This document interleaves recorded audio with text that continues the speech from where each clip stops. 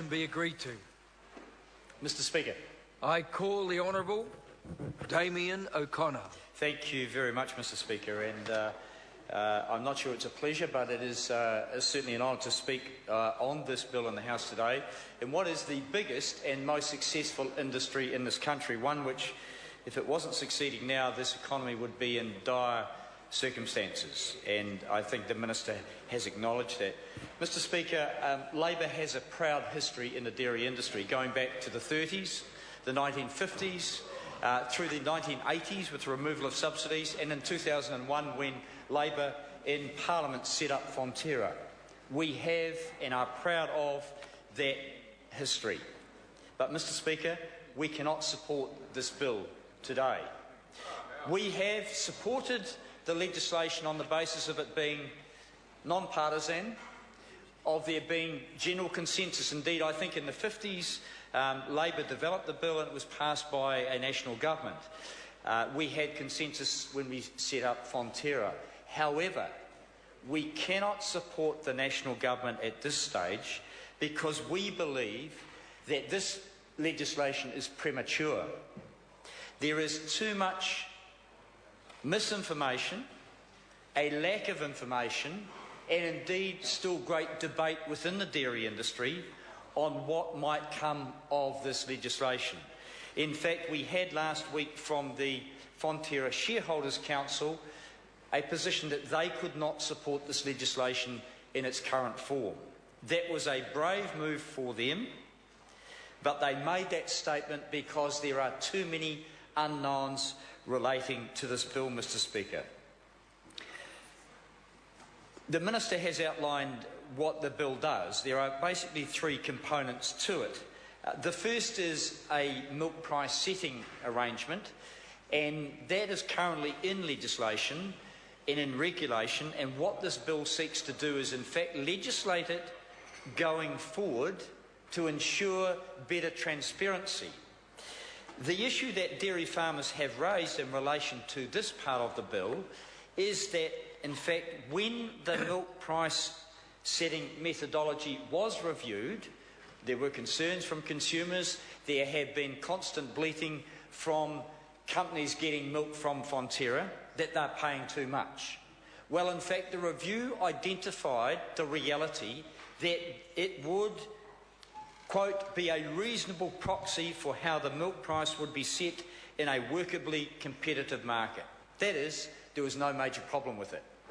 What this bill does says that, well, if Fonterra did happen to use its dominant position, or it did happen to try and limit the amount of milk going to competitors, or it did happen to try and retain its farmer shareholders, then it could possibly manipulate the milk price. Well, Labor thinks that this might be perhaps an over-regulation of what has proved to be a reasonably efficient way of establishing raw milk price, milk for competitors, and a fair indication for farmers how much their milk is worth. Mr. Speaker, the second component of this legislation is, as the Minister said, the trading of shares among farmers. This is the most significant part of the legislation, and while there has been huge distraction constructed by the national government and constructed by the Board of Fonterra themselves to distract farmer shareholders from getting down to the nitty-gritty of trading among farmers, because deep inside the details, which have yet to be released in many cases, there is a fear, and a growing fear by farmers, that this might be opening up the cooperative to outside investment, outside ownership, and ultimately outside control. The Minister shakes his head. And actually, I did have to go back, and I know he quoted in his speech there that this bill was about maximising returns to the New Zealand economy. And I kind of scratched my head and thought, where have we heard this before? I go back to a previous national government. Can I quote? The government's goals are twofold. Firstly, to see the industry performing to its maximum potential, using resources as efficiently as possible, and secondly, to maximise the wealth and welfare of New Zealanders. An honourable statement. by a national minister, Mr John Luxton, when he was deregulating the pip fruit industry. Ask any apple grower what are the results of that well-intended and noble gesture. Well, the minister makes similar statements now in regarding the dairy industry.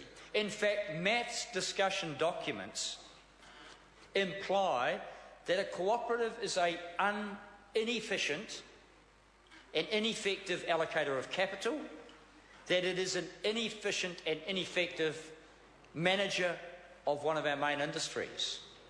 And unfortunately, I have to say in this House that I believe the underlying advice to many ministers over a number of years from the Ministry of Agriculture, the Ministry of Primary Industries as it is now, is that they believe opening up all the sectors to markets will deliver the most efficient allocation of capital. That is basically flawed, and it has been proven time and time again, and that minister, his officials have provided the same faulty advice on this piece of legislation. And a number of people, those who have had the time to go through and read the 251 pages of consultation, can clearly identify the faults in that advice. Mr Speaker, we are concerned that trading among farmers may open up opportunities for offshore investment. We are asking the question whether the farmer shareholders who will be able to trade shares, firstly, will be New Zealand resident. In fact, what is the definition of a farmer? And we will be seeking through the select committee process, if this bill passes, if Mr Banks wants to support it, or Mr Dunn wants to support it, we'll be seeking assurances that the farmers who will have the shares and be able to trade the shares will be New Zealanders, be New Zealand residents, and in fact be the very people who should be controlling and owning our most successful company. Mr Speaker, the third part of the bill is the share valuation process. This is very unfortunate.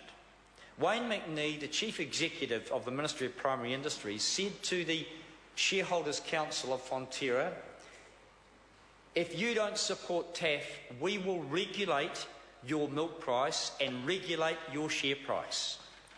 And that is the threat that has driven farmers to consider the need for TAF, as much as the redemption risk, be whatever that may.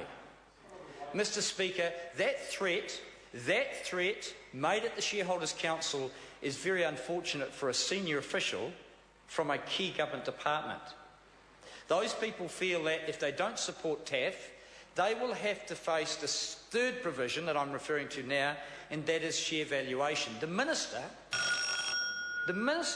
I have to say almost quite dishonestly, in his speech said that it would deliver fair value. No, this insists on full valuation of a Fonterra share. Yes, it does. Yes, it does, Minister, and you should go and read your own officials' reports. It insists on a full valuation of a Fonterra share. Now, Mr Speaker, this is some of the concern, given that the board of Fonterra devalued their shares by 30% less than 2 years ago on the basis of limiting the tradability of the shares. If TAF doesn't go through and if shares cannot be traded at all, why would the national government insist on a process that delivers full value share? The point being, Mr Speaker, is that this is a cooperative. Most cooperatives are started on the basis of a nominated or nominal value share. Mr Speaker, this goes right to the heart of the cooperative and what we believe may be inside pressure to demutualise it. Mr Speaker, Labor is concerned, and that's why we can't support it, because at this very time the national government is determined to float shares of our state-owned enterprises. The Prime Minister himself has said that he would prefer to have Fonterra as a listed company, and both of those things are raising alarm bells in the minds of every dairy farmer up and down this country, with a few exceptions. Some may see there being an opportunity. Well, there are the ones who live offshore, and a few. Mr Speaker, most of those dairy farmers have been National Party supporters. But I can tell this government now that those people are concerned that the national government is pushing ahead with a bill that has too many unanswered questions. That is why Labor cannot support the bill into the House at this time. I call the Honourable Minister John Banks. Mr. Speaker,